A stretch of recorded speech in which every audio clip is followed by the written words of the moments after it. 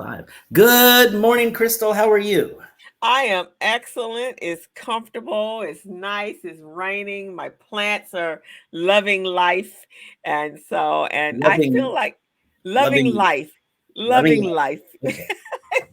loving life.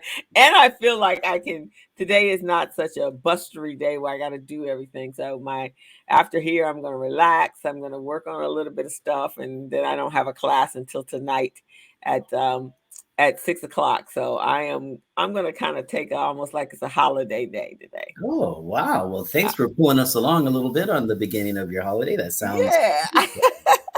sounds good. Yeah, because the rainy, you feel lazy when it's raining, right? Sometimes you do. Sometimes you do. How about yours? Get a good weekend? Well, yes, I had a fabulous weekend. I got to, as I was telling you before, I got to see a friend of mine, and help her do some moving and packing and stuff. And Okay. that, of course, made my body think that it was younger than it actually is. And so Mm. last night and this morning, I was recovering from that. And I know I'm going to feel it tomorrow. But other than that, it was pleasant. We had a lovely dinner and some good sharing. It was very, very good. Yeah. Oh, good. I was busy. Well, I did. You have the garden. So, I had the garden both Saturday and Sunday. We planted garlic on Saturday, oh, cool. and we had to clean up around the plants because when leaves and stuff are dead on the plants, the live fruits and stuff have a hard time getting nourishment. Mm, So we did that on Saturday, okay. and then it's cooler. So gardening is kind of fun when it's cooler and you're not having to fight the intense sun. Right. And so and then Sunday we planted onion Oh, wow. and some That's good mint. news. Yeah, and then discovered that we can make really amazing tea out of the leaves on our fruit trees. So last night we Okay. tried peach tree. Yeah, you boil them up, and then Okay. I dried some, and so I'm getting ready for the Christmas. For the Christmas, I'm going to give away specialty teas that are from the leaves and stuff, and from our garden. So Oh, that's very cool. Nice. yeah, I know, huh? Yeah, very cool. Yeah, so that Well, was what I did. yeah, well, it's time that we get going on our conversations on the patio. I want to welcome everybody to our broadcast. Um, and especially, I want to thank you, Crystal, for joining me for this. Today, we have an interesting topic.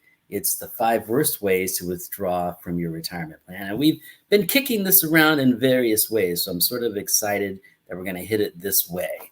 So before we get started, let me read your bio. And then if you've got some questions to kick us off, that would be great as well. Does that sound like a plan? That sounds like an excellent plan. Okay, here we I go. want to say last week was just a really good show, wasn't it, with the It really Medicare? was. Oh I my really goodness, I learned so much. Yeah. I had no idea. A, you could call someone. B, you could call someone for free. And C, if you really do call that person, they will help you. That's Me too. that's amazing. Absolutely amazing. You Right, know. because that one's, I think, even more complicated or appears to be complicated than retirement. Oh yeah. Yeah, Right. because Oh, most this is definitely. right. It seems to be like you always have so many questions. You don't really. It's not like the retirement.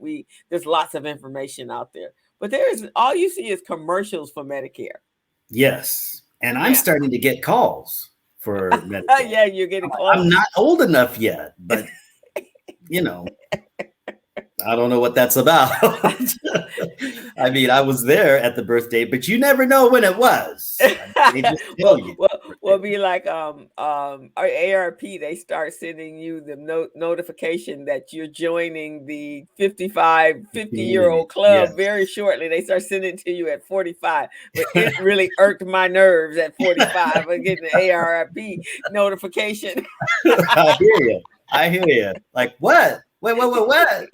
But now that I'm in my 50s, I'm in my 50s now. I'm Mhm. actually glad I made it. I know so many friends who didn't. So I'm Yeah, I'm counting the years and I'm happy I got them. But good.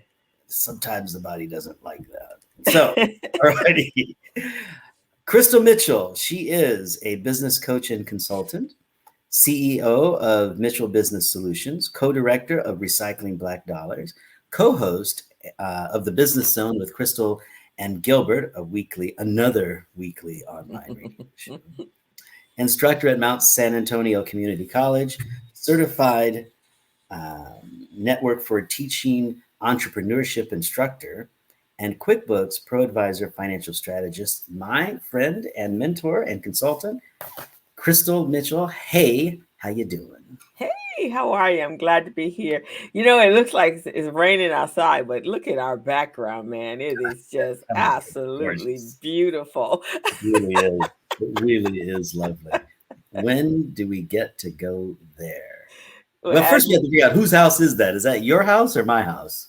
Let's have next door houses. Next door houses. Indeed. That's the house next door. It's always nice to have a nice place, but it's even nicer to have a neighbor with a nice place. You can just kind of go over there. Yeah, exactly. We're having wine on the patio right now. There you go. Getting ready to have a lively conversation there about the worst time to withdraw your retirement funds. Nicely done. Nicely done. So let's rock it. Okay, here we go. So, of course, I read the article and I thought, oh, we better help this out. And like I said in the intro, we've been kicking this around. But I want to say thank you for sending it to me. And also I want to say, before we get started, as you know, I always suggest that at least 5 years before you retire, please seek out the help of a financial advisor. Start a plan for when you want to start withdrawing and how you want to start withdrawing your money. So that's number one. We have to get that out of there. Okay. Mm-hmm. That being said, everybody knows that my pet peeve for people retiring is the number one, take their money out of their retirement plan, stick it in a bank. It is the worst thing you can do. Number one, you get taxed on all of that money. Mm-hmm. Which could be a third, a half, an incredible amount of monies that go right down the drain. And then number two is not taking money from investment income like your 401k and your IRA. If you can put that off for as long as you can, here's the deal with monies coming out of your IRA. Number one, they're taxable. So that kind of hurts. Number two, retirement monies depend on what we call compound interest, which means the longer you leave the money in the account, the better it's going to be, the more it grows. So if you start taking money out of the account, you're living on less money than you actually could have. Does that make sense? You're not allowing that money to grow. So if there's any way that you can use the money that's either with Social Security or use the money that's in your savings or do something different to allow that 401k, IRA, that kind of money to stay where it is so that it can continue compounding, that's a great way to go. So we want to leave those retirement accounts where they are and let them continue to grow for as long as we can. Does that make sense? Okay. The next one is claiming Social Security at 62. Now, I'm a big advocate of, number one, putting together that plan between you and your advisor as to how this is going to work. But we both know some folks who, number one, they're going to be working into their 70s. Number two, they haven't really started saving money, so they're going to need some cash. So manipulating that Social Security check so that it works out in your life is a good thing to do. It may be appropriate to take that Social Security money at 62, put that into your 401k, grow that for 10 years, and when you reach the age of 72, take that money out, put it into an IRA, not your bank, but put it into an IRA or some type of an annuity product. You can usually do that in an IRA. So put that money into an annuity, into your IRA, and establish income. The cool thing about that is now you have, let's say, $250,000 you can put into an annuity, and you still have the Social Security money coming to provide you income. Does that make sense? Okay. Yeah. So you still get the income that you're going to get from Social Security, Although it's not going to be as much as you would get from leaving the money in there till you're 70, but it's still going to be a nice chunk of change. So you still get that. And to supplement it, you've got that annuity that you bought for 250 and hopefully with some growth, maybe $300,000 or so. Are you with me? Yeah, I am. So the general rule is wait until as long as you can in order to get your Social Security money. But I say, take a look at your situation. If you don't have any money, if you don't have a house, you don't have your house paid off, or whatever your situation may be, it may be appropriate to take that money at 62. Don't spend it. Find some saving vehicle so that you can accumulate it and then turn that money into some type of money producing entity for you, like an annuity, some type of income producing. I remember when my uncle, one of my uncles, he had been in the military. He had several. He had been in two branches of the military, and then after he finished the second, and he had a retirement from that one, then he went to work at this time. They're I think they're no longer existing Sears and Roebuck. He was back east, and so then he retired from there as well. So he had three retirement resources of money coming in, and then of course he had his investments, and I know he had planned it so. And it comes down to what you always talk about planning, right? Is this is what my monthly income. This is what I need in order to run my household Yes. every month. And then if me and he and my aunt wanted to take a trip, they had money set aside. They had a budget for that as well. So he was able to live quite just almost comparable to what he had lived as he was working, because he had planned so well throughout his life. It's like I think he started planning when he went into the military on what retirement was going to be like. The days are numbered here. It's not right at 18. Or after college, I think he went to the military when he was 23, 24. But it was well planned out. So he and his wife never was uncomfortable, and he passed away. She got the benefit of most of it. I assume she's doing well, but it was like the planning process of that, right? He had an excellent financial advisor, and they took him every step of the way in making sure it was going to pan out exactly like he had planned. Because a lot of times we have these great plans and it don't pan out like that, right?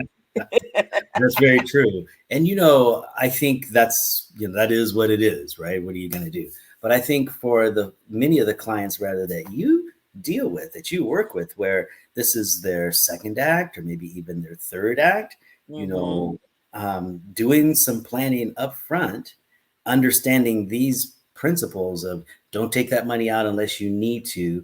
Remember that you can take money out of your 401k plan at the age of 59 and a half.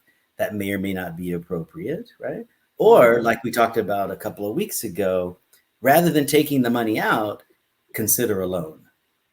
Right? From your own own plan. Yeah. Yeah.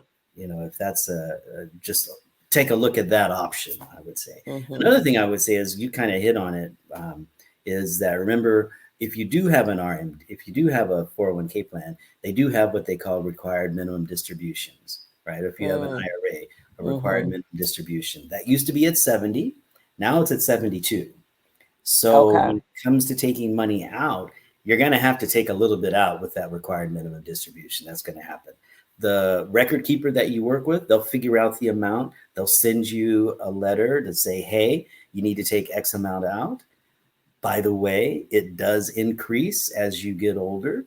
The good thing to know is that your RMDs level out. They don't stop, but they level out at the age of 100. So you have that to look forward to. You no longer have to worry about your RMD going up when you reach the age of 100. 100. Okay, that's as I told a friend of mine this weekend. He bought a car and he said it's going to last him 25 years, and he's 73. I said, well, now that's some good planning. Yes.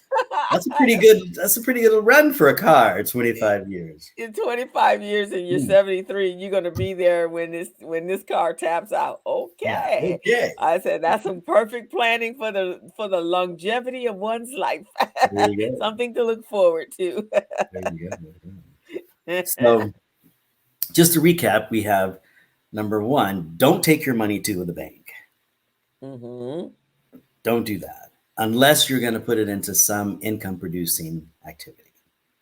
Uh, Now, at a bank, with the say like your stocks and bonds, and I was just talking to someone the other day, because you don't really get that high rate of interest at any type of bank, do you? Any well, any we're talking kind about of a a couple things because banks are our friends. Banks are our friends. We want to make sure they're our friends. I say got that that, they but are our friends. they're our Um, friends. and they have lots of wonderful people and products, right? They do. They So do. so when it comes to when it comes to moving your money into an IRA at your bank, good Okay. idea, right? When it comes to moving money into your checking account at your bank, not a good idea. So Okay. Or moving a them into savings account. or a savings account, not a good idea, right? Okay. Because you're going to get taxed from the 401k side, right? The IRS is going to look at, oh, you had 401k money of $200,000. You make a salary of $60,000. Now we're going to tax you at the salary rate of $260,000, right? Which means we're Mm. going to take a good chunk of that 401k that you've now got to pay. But if we do a rollover from institution to institution, so we roll the money from our 401k or 403b or our 457 or our IRA, if we roll that money into a bank's IRA, if we do that, then there's Hmm. no fee, there's no tax problem. There's no tax event, and life is good. And here's a little something that people don't realize is that the IRS realizes that sometimes things don't go quite the way that they're supposed to go. So they will give you 60 days from the date that letter that says you distributed the assets, you made the withdrawal. They'll give you 60 days to put that money into an IRA, and it could be Okay. anywhere, your bank, your record keeper that you just came from, anywhere. Just put it in Hmm. there, and then you can always manipulate it once you get it in there. So your hands aren't tied. You have time. I, if you can't make the decision within 60 days, that's tough. Find a financial advisor on day one and then Hmm. work through those 60 days. But if you can't, I mean, they're just not looking to throw you under the bus, right? So if you let it go 61 days, it's probably not that big a deal. If you let it go 70 days, or if you let it go for 90 days for sure, that's a problem, right? Okay. Um, so they give you time to rectify your situation, make your plan, do whatever you got to do. Um, and so, Well, and that's good to hear. yeah, and I've heard people say, such and such a company took all my money, and now I only have half of my retirement. Mm. So what they'd done is they saw the money in their 401k, they took it out, they stuck it in the bank, that raised their income enough so that the IRS said, "Oh, you usually have this amount of income, now you have this amount of income, now you're in a different tax bracket, give us the money." And that's So you want to keep it in some sort of investment vehicle or something that doesn't where it can't be taxed all in one big lump sum, or change your tax bracket, especially since you're already retired and exactly. your income or your money's coming into flowing into your world is going to be at a smaller rate. Exactly. And so the terminology we want to use, just so that we're not confused, is we want to move it from one qualified plan to another No qualified. qualified plan. Okay. Qualified to not have to pay taxes on Okay. that while it's in the plan. Okay, well that makes a lot of sense. So let me ask this question because we talked about Social Security. So I've over the years, when I've managed companies, payrolls and so forth, we may have a senior person, and sometimes they're good to bring into your workplace. because they have such amazing work ethics. Mm-hmm. As showing up, that kind of thing. Yeah, showing up on time. Doing the work. And doing the work what they get and, Yeah. and listening to you. That just Yeah. some of those really Those things. spectacular qualities that you look for in an employee. And but they have they come with, okay, I can't make more than this amount of money because I'm on Social Security. What exactly is behind that, and how is that calculated? Do you Whoa. know? I I do mean, you not don't have to know give me a the whatever, but scientific answer. yeah, Yeah. I do not know. I've heard that. And yeah. I believe it has to do with the amount of money that you can make that won't affect your tax bracket while you're in Social Security. Because most people don't know this, but if you have no other income, right, Mm-hmm. then you can live on your Social Security without it being taxed.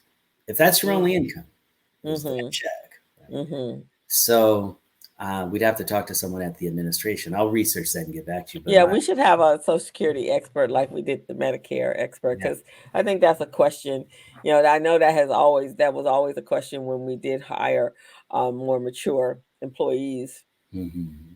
and I they have usually. met several people that have that same situation, and the issue Mm-hmm. is that they can make they're in a particular level, they're at a particular level of tax, and Ah, their CPA says, okay, you can stay right where you are, oh, and you've okay. got X amount of dollars before you're going to move to the next tax bracket, right? Oh, okay. Well, that makes Mhm. sense. Understanding what your tax, staying within that tax Yes, bracket, so that you know what's going to happen at the end when you go to file taxes the following year. exactly. Right. Now, And that's what I now. suspect it is, unless you have that other situation. And we run into this issue, not to digress, but if we could just go off the track a little bit, Mm-hmm. we run into this situation that is who's eligible for Social Security. And that's something you really want to think about Mm. um, because lots of people don't pay into Social Security, right? If you Oh, happen that's to be, true. yeah, then if you don't pay in, then you're not actually eligible for it, right? There may be something else there, like some kind of a pension or a defined benefit plan or something like that. And it's good to understand what's going on there and what your retirement is going to look like. So, for example, with Social Security, you have to work 40 quarters, which is Mm-hmm. actually 10 years in order to qualify. So if you've always had one of those jobs where, like most of us who are, um, shall we call us independent business owners, Mm-hmm. um, we shy away from paying taxes. Mm-hmm. Right? And so we don't want to pay the taxes if we don't have to. Well, if you don't work 40 quarters, that is, if you don't pay taxes for 40 quarters, then you're not eligible for Social Security. That can be a rude awakening for a lot of people. Well, that's the purpose of the when you create your LLC, your corporations, then you're paying that 800 state of California tax is for one of the reasons that you do that. I know that I talk to my clients about putting themselves on payroll and at Exactly. least taking the minimum Hmm. amount for so that you can at least uh, pay into your Social Security and Medicare. So pay yourself, whatever that is, $1,000 a month, whatever that is, but pay Hmm. yourself a salary, and then of course you make it up. You can. You work out from the profit side of it what you're going to reinvest back in the business and what you're going to pay yourself, because you have to be able to take salary. What happens, I think, though, is they don't, a lot of times our smaller micro businesses or solopreneurs, as we like to call them, solopreneurs really don't make a lot of money, as it pans out, right? Hmm. They're not making thousands and hundreds and thousands of dollars. They're making enough money to take care of their house, their home life, and to reinvest some of it back into their businesses, but it's not like a massive amount of money. And so consequently, that means that they have to work from here until eternity, Mm. and make sure that they have some insurances, so that they can at least take care of their burial, that kind of stuff. And Right. hopefully they have some succession plan that will keep their businesses going on. But a lot of times that latter one doesn't happen.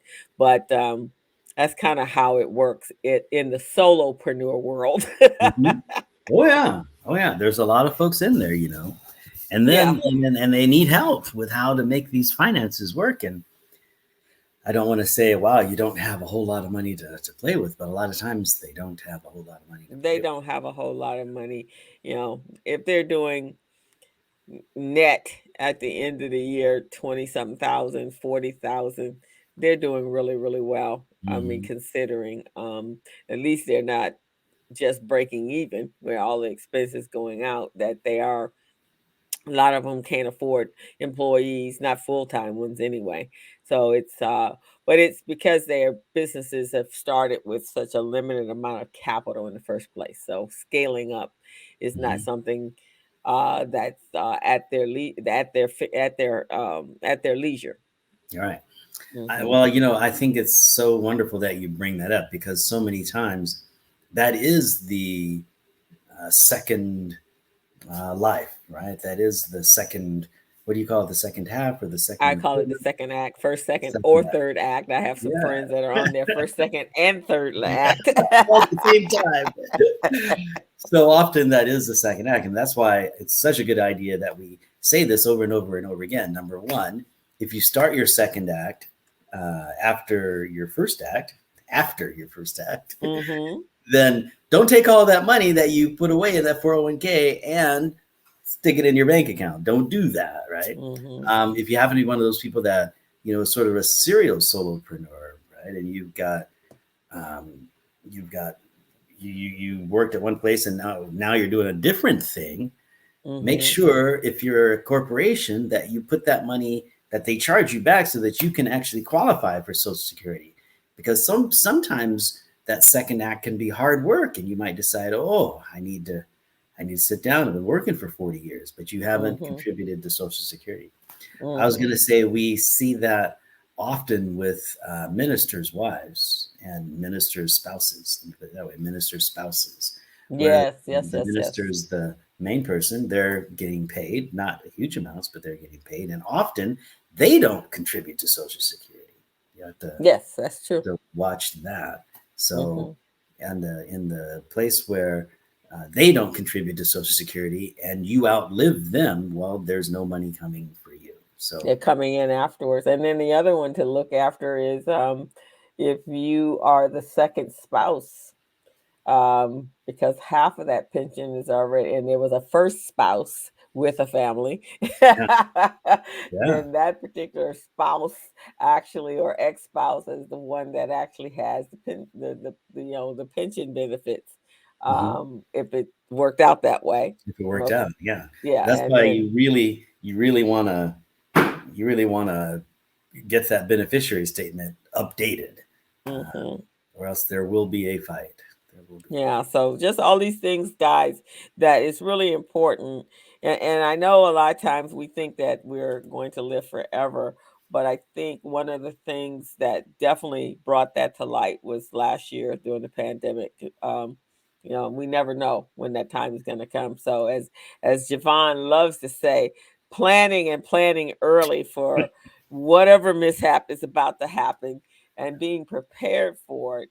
Even here, the more knowledge that you have, the better decisions you can make. But if you don't Almost. have a clue, that one Jevon, the retirement plan advisor, is out there, and he, you can reach out to him, or the young lady we had last week, the Medicare consultant. Both Jevon and I were like, "Wow, okay, is that person? Wow, okay." You feel so much. You feel like somebody just gave you the prudential umbrella, Exactly, right? right? Exactly. That's so true. Yeah. Okay, so we've covered three of them: the bank, Hmm. watch that; the investment monies, let's watch that; and then Social Security. The next one, and I have to say, when I read that piece that you sent me, they first started off with find a financial advisor. Oh, right off. In right fact, off. all throughout the article is find a financial advisor. It So you really know how is. important it is to have a financial advisor. Yes. It's so important. And they're not that expensive, you know. And there was a very interesting statistic. I don't want to quote it, so I won't. But there's a very interesting statistic about the number of people who don't have financial advisors, the number of people who do, and how much more comfortable the people who do know about or feel with regard to retiring. And that's a Hmm. pretty interesting thing, you know, to take a look at. How comfortable do you feel about retiring? Really, how really comfortable do you feel? You know, we feel good about working, we feel good about sitting down after a while, but how comfortable do we feel about that check coming in? Because most of us as Americans are used to the check coming in. And I love the point you made about the pandemic because I think that we have to look at another level or another view. We have to get another view of what security really is. We used to think that, oh, security is a job, it's a steady paycheck, it feeds the family, and now we have to Hmm. realize that could be gone. That could be gone.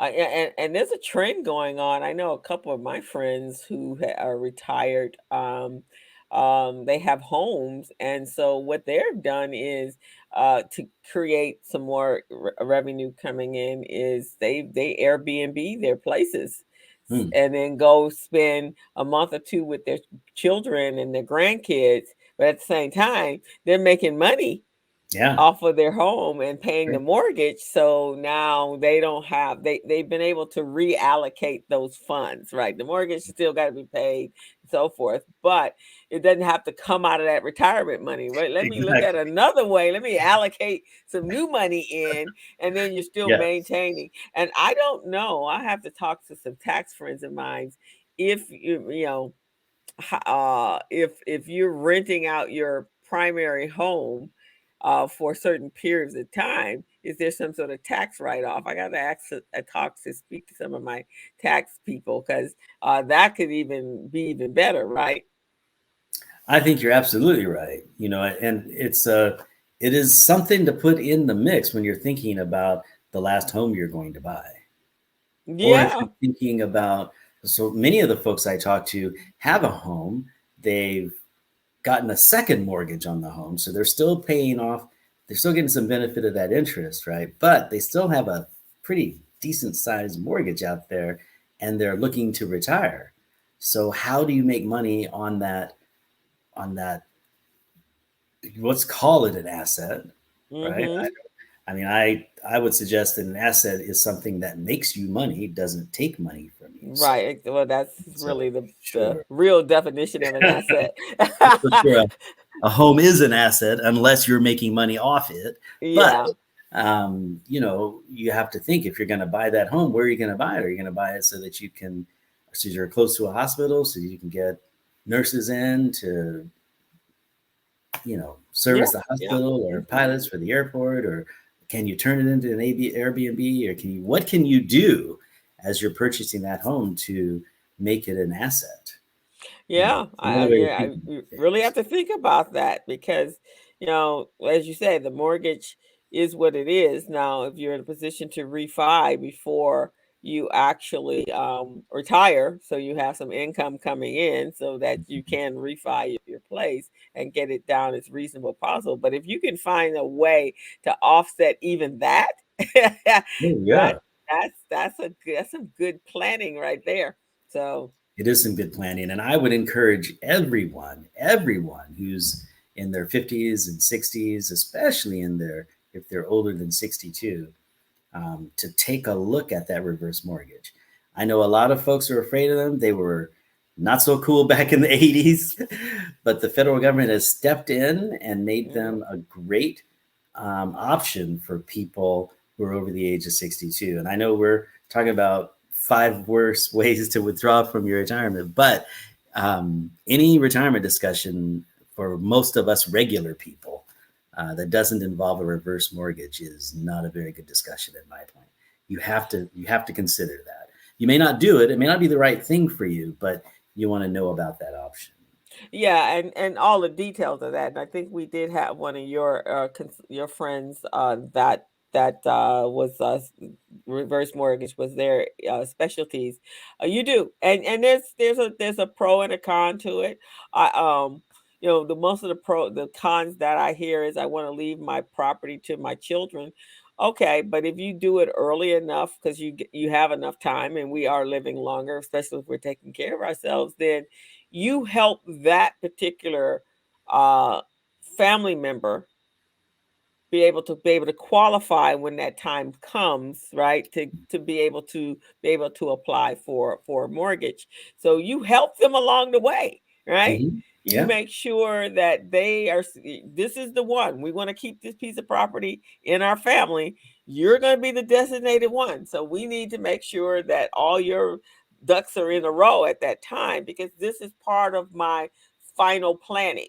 This is part Right. of my retirement. This is part of my afterlife here. But I don't want my property to go just all willy-nilly and you guys sell it. I want you to be ready. But at the meantime, I need to be ready to take care of myself Right. and a reverse mortgage would help me to do that. So as he what was his name? The guy that we had That was Tony Ronan. Tony Ronan. It's a family situation here. Yeah. We keep saying that this is the family. So Yeah. everyone needs to sit down and have a very informed conversation on what that looks like if there's property and things to be dispersed out there to the world.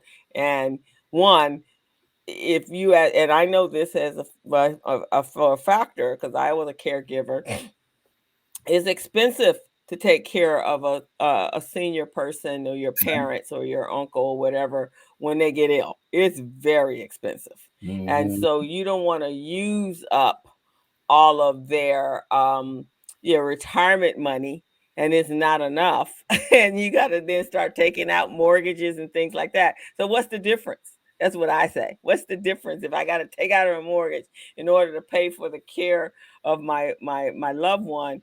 Just let the loved one get the reverse mortgage, but get your information and Right. talk to your financial advisor. So that team of people that you need, Yeah. you're that team. Yeah. Right. It's a family affair. It can bring so much ease of mind when Yeah. you've got the plan, When right? you have the plan. You So know, all of these, the withdrawals and all the things that we're talking about, those mistakes take place because life takes place. And you're not prepared for life, right?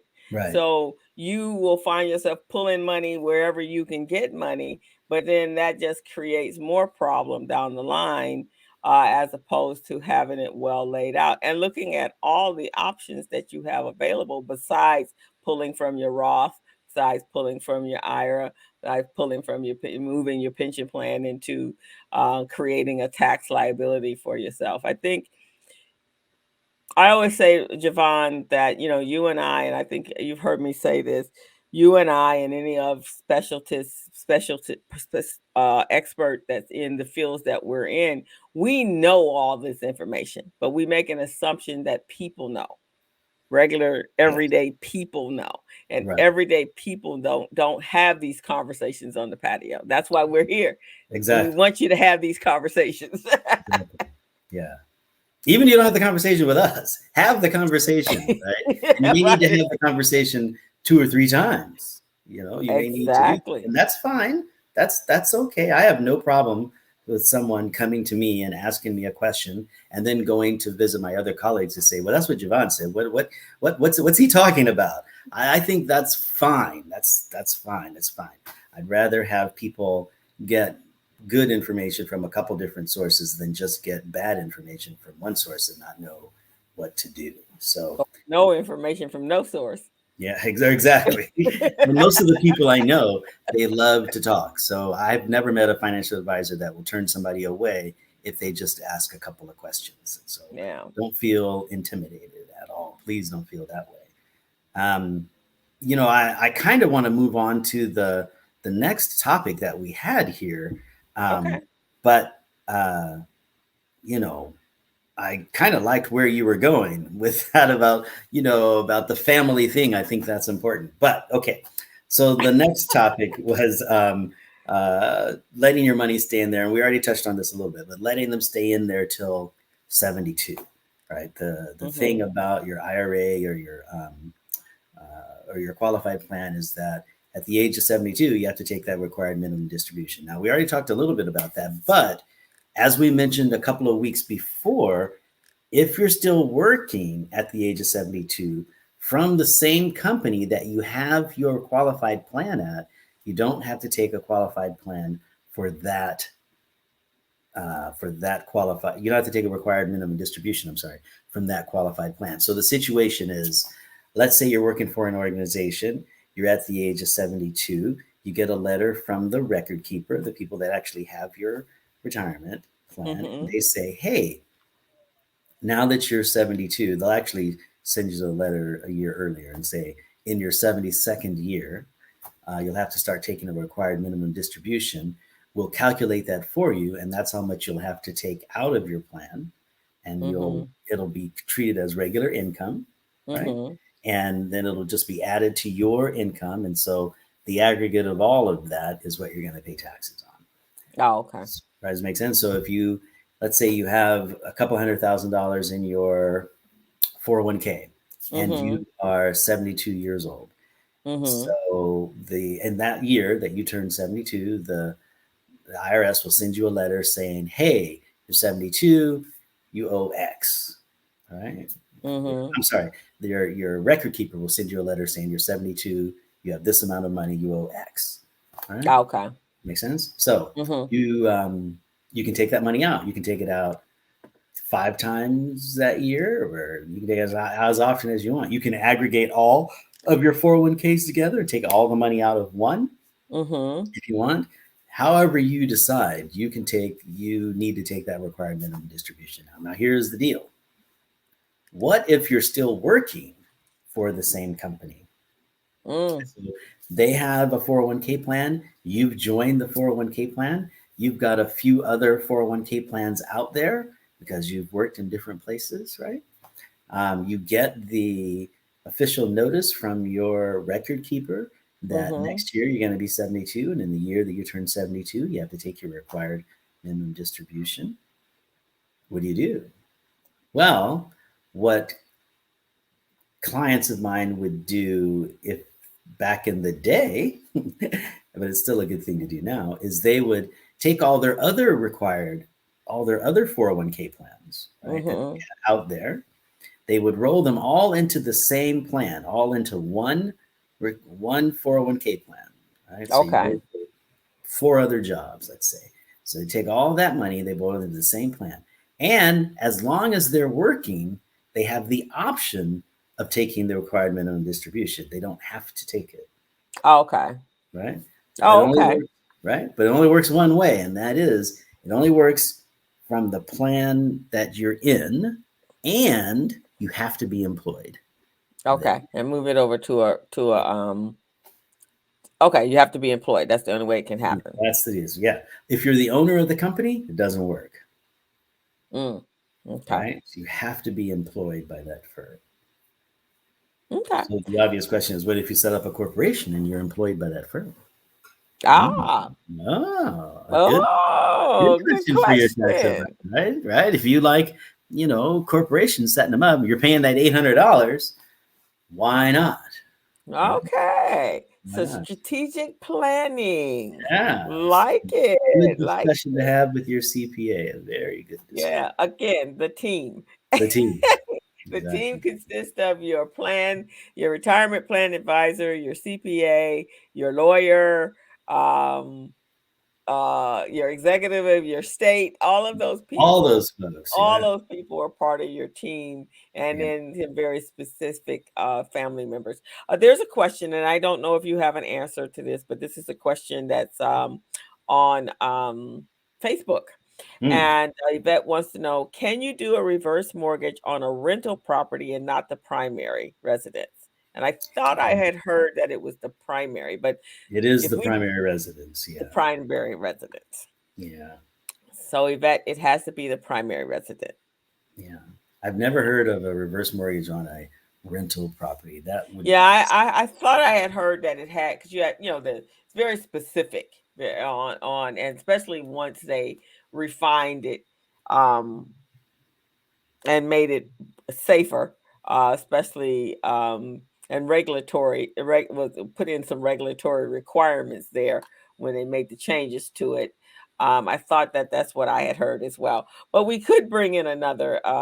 We could We bring like in a. experts. Yeah, we can bring in We another. love Tony, experts. yes, Tony would love to come back. And I think where people get misled is a person may have a primary residence and then they may purchase another residence, right? Mm-hmm.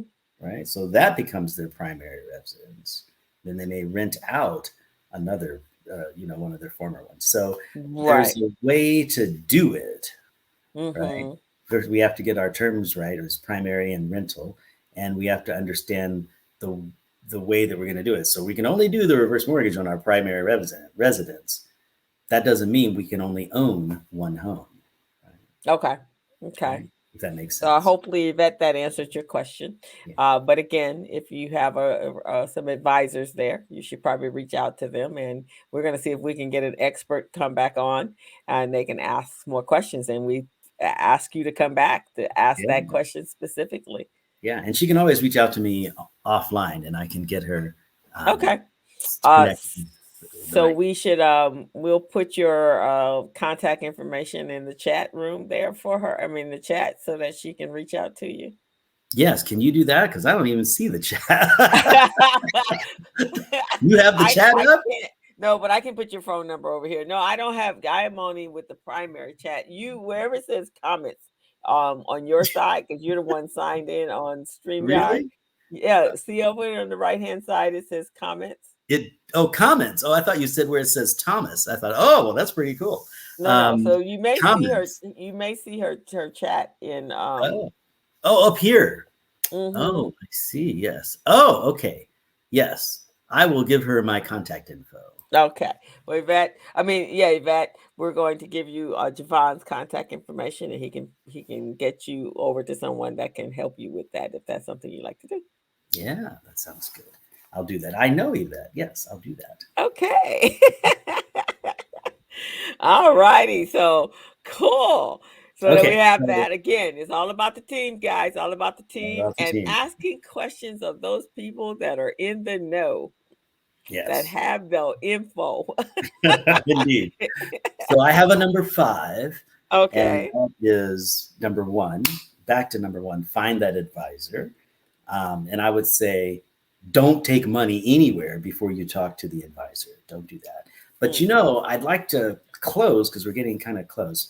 I'd like to close with something that you said that you brought up, which I think is something that people don't really think about. And that is, this is a family affair. I believe Tony said that. This is a family affair. And so if you're looking at how do we actually get this thing moving forward, I think you made an excellent point. If you should happen to do, and I don't sell reverse mortgages, but if you should happen to use a reverse mortgage and you can figure out a way so that you can get some income so that you can allow the people in your family to keep this piece of land, this home in the family, think about it that way, right?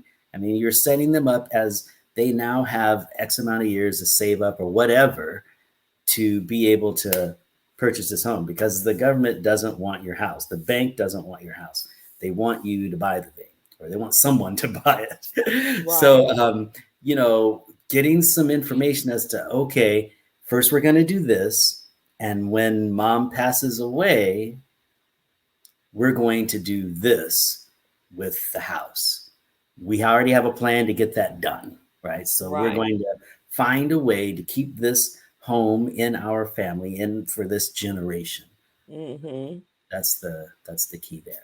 So I like the idea of this being a family thing where you talk about how we're going to maintain our family's whatever it is, business, Legacy, your generational whatever. wealth. That's Where are you really going to what we're pass it? talking about, How are you going creating to that pass it on? generational wealth in our families. And when we look at today, our young people, at the cost of real estate and not just here in California. In California is outrageous, but across, I think, is having this problem. So when we look at our younger people who are in college and coming out of college and just starting their careers, the future looks bleak on them becoming homeowners, right? Because being able to buy or come up with what the amount of money down that.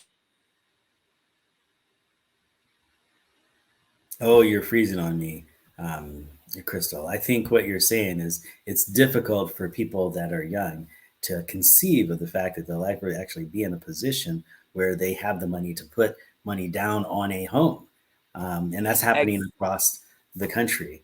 Across the country. Yeah. So this is a good time for people to have that conversation, because this may be the only way a relative can even have a home, even have that asset, or of a home. So you do want to have that conversation, and if there are vehicles out there that can help you do that, you know, Jevon, it's so interesting when what you do own has so much value, not just to yourself, but to your family, right?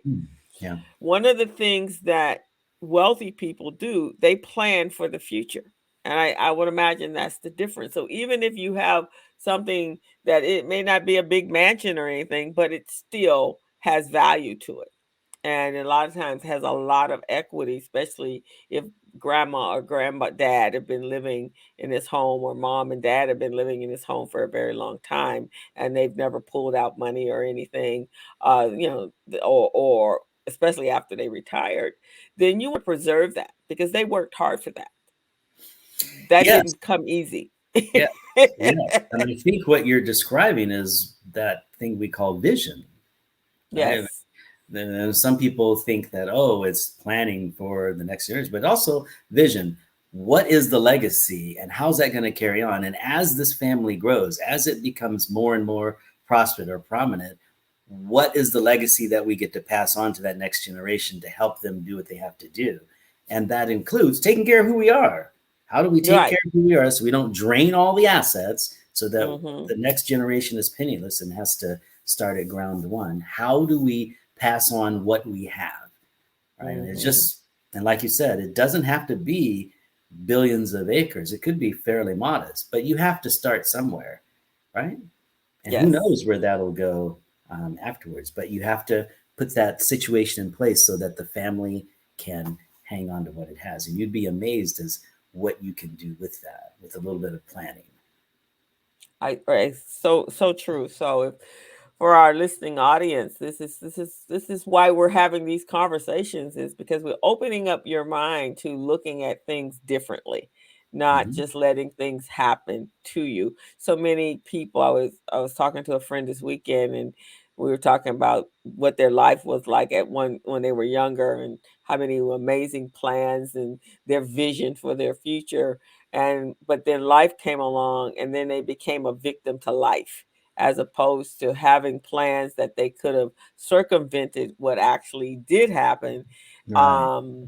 Then by going in different paths, but understanding which pathway, what each road would take you to a different decision, right? So you can't make it without the decisions, without the team, without some conversations and some information and knowledge. Right. I would just add to that, as a family. As a You family. want to do that as a family, right? How does that look in your family? And I would even, and if you're single and you don't have a lot of family, you really got to make some plans, because things could happen to you and you have not designated any one Yes. body Yeah. to Yes. act or advocate on your behalf, or to whatever assets you have, to be able to help make sure it goes where you want it. Now, again, Yes. so whether you have a family or not, you may, some of your friends or distant family members, cousins, nieces, nephews, whatever, start grooming them to take care of you when you get older. Taking it from a Start single person. Yeah, you might need to start making those cookies, man. Just sending some of that out, man. Some oatmeal raisin or chocolate chip or something to get those people in the right position. I like that grooming comment. Grooming them to take care of you. That's very good.